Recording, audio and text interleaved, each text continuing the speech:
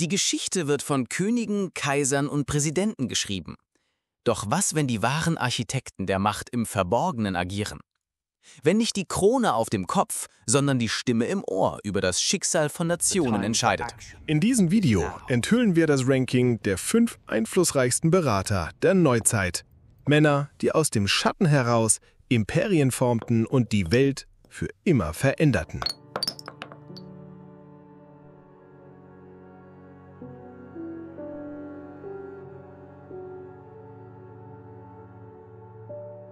Er trug die einfache graue Kutte eines Mönchs, doch sein Schatten reichte über ganz Europa.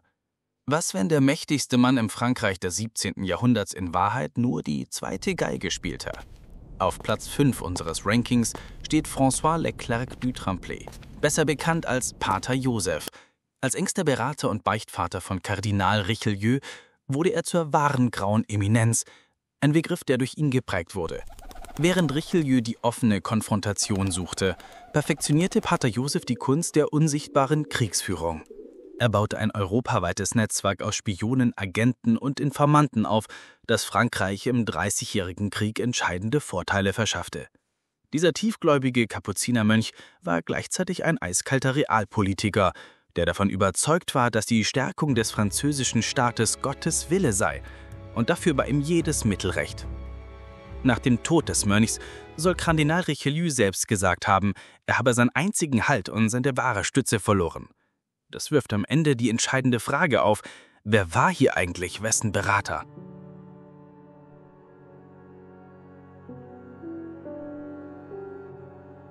Kann ein Mann das Gestern ehren und gleichzeitig das Morgen erzwingen?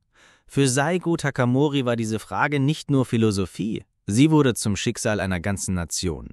Wir reisen ins Japan des 19. Jahrhunderts, zu unserem Platz 4, Saigo Takamori. Oft als der letzte wahre Samurai bezeichnet, war er eine der Schlüsselfiguren der Meiji-Restauration. Als das Land nach über 200 Jahren der Isolation von westlichen Mächten bedroht wurde, erkannte Saigo, dass Japan sich ändern musste, um zu überleben. Als einer der einflussreichsten Berater des jungen Kaisers Meiji half er, das veraltete Shogunat zu stürzen und eine Welle der Modernisierung loszutreten. Er trieb den Aufbau einer Armee nach westlichem Vorbild voran und legte den Grundstein für das moderne Japan. Doch im Herzen blieb er ein Samurai, der den alten Werten des Bushido, Ehre, Mut und Loyalität zutiefst verbunden war. Er sah mit wachsendem Schmerz, wie die rasante Verwestlichung die Traditionen und den Stolz der Samurai-Klasse zu vernichten drohte. Dieser innere Konflikt führte zur Tragödie. Der Mann, der half, das moderne Japan zu erschaffen, führte schließlich eine Rebellion der unzufriedenen Samurai gegen eben jene Regierung an, die er mit an die Macht gebracht hatte. Er starb im Kampf und wurde so zur ultimativen Legende. Ein moderner Reformer, gefangen im Herzen eines alten Kriegers. Was, wenn das Schicksal eines 300 Jahre alten Imperiums in den Händen eines einzigen Mannes lag? Eines ungebildeten, mystischen Bauern aus den Weiten Sibiriens. Willkommen bei unserem Platz 3, Grigori Rasputin, der wohl berüchtigste Berater der Geschichte. Sein Einflussticket an den Hof der Romanows war die unheilbare Krankheit des jungen Zarewitsch Alexei.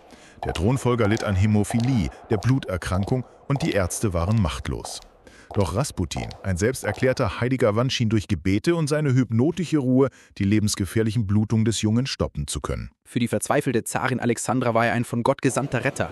Dieses unerschütterliche Vertrauen gab ihm eine Macht, die kaum jemand vor ihm besaß.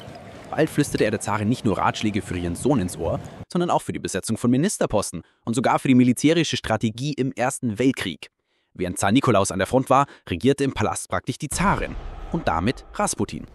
Während er im Inneren des Palastes als Heiliger galt, sah das russische Volk in ihm einen saufenden, korrupten und machtgierigen Teufel, der das Reich ins Verderben stürzte.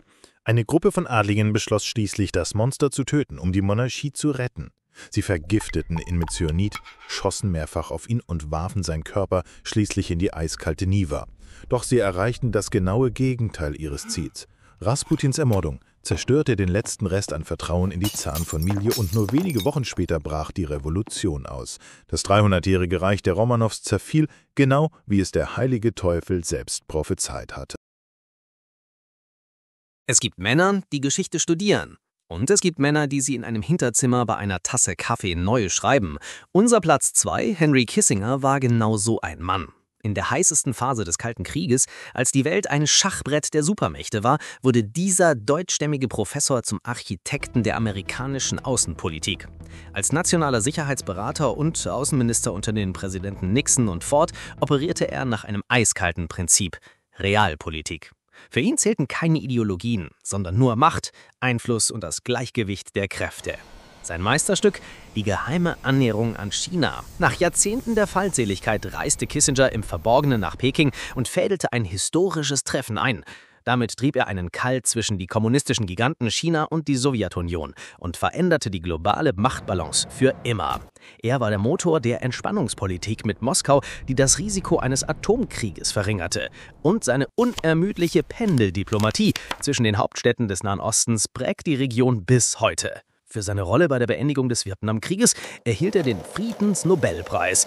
Gleichzeitig werfen ihm Kritiker bis heute Kriegsverbrechen vor.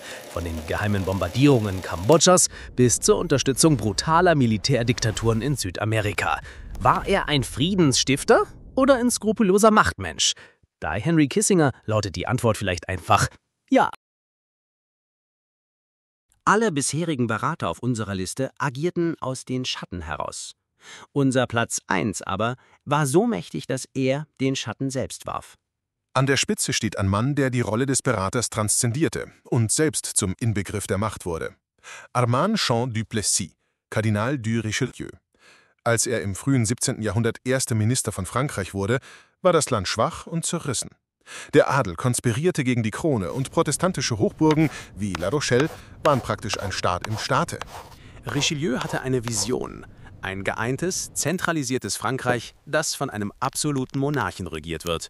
Und um diese Vision zu verwirklichen, war er bereit, alles zu tun. Mit brutaler Effizienz zerschlug er die Macht des Adels, ließ ihre Burgen schleifen und jeden hinrichten, der sich ihm widersetzte. Er belagerte La Rochelle und beendete die militärische Autonomie der Hugenotten. Außenpolitisch war er ein Meister der Realpolitik. Obwohl er ein Kardinal der katholischen Kirche war, alliierte er sich im Dreißigjährigen Krieg mit protestantischen Mächten, um den katholischen Habsburger-Clan, Frankreichs größten Feind, zu schwächen. Hier liegt der entscheidende Unterschied. Andere Berater flüsterten Königen ins Ohr. Richelieu aber schuf das System, in dem der König überhaupt erst absolut regieren konnte. Er war kein Strippenzieher hinter dem Thron mehr. Er hatte den Thron selbst zu seinem Instrument gemacht. Das Konzept der Staatsräson, also die Idee, dass das Wohl des Staates über allem steht, selbst über Moral und Religion, das war nicht nur seine Politik, das war seine Erfinderung. Von den Klöstern Frankreichs über die Schlachtfelder Japans bis zu den Korridoren der Macht im Kalten Krieg. Diese Männer beweisen, dass der größte Einfluss oft im Verborgenen wächst. Wer hat Ihrer Meinung nach in dieser Liste gefehlt?